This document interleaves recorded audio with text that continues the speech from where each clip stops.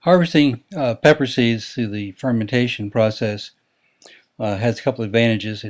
It's an easy process, saves you some time, although you have to wait a little time for the stuff to process.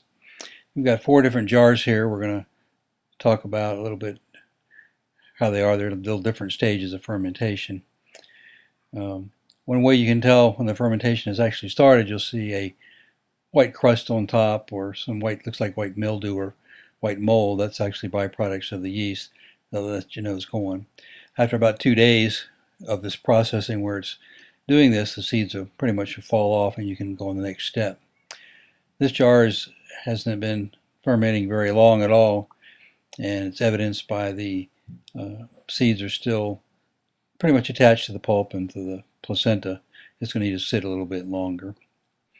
This next jar here has a lot of the whole peppers, so it has a lot of pulp and the placenta, and not as much water. You see it's kind of a thicker concentration, but when you stop settling, you see how the seeds are still starting to separate.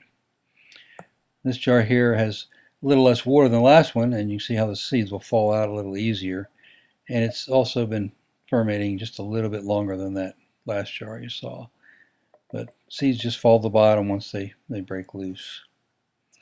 And this last jar coming up, it has been fermenting the longest, and so the process is pretty well under the way. You can see how many seeds are on the bottom. And we're just stirring up that top section again, trying to break loose the seeds from the placentas and pulp.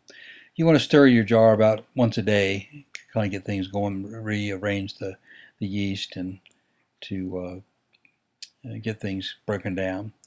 For more detail on this, just check the blog, and there'll be a little bit more information on this whole process.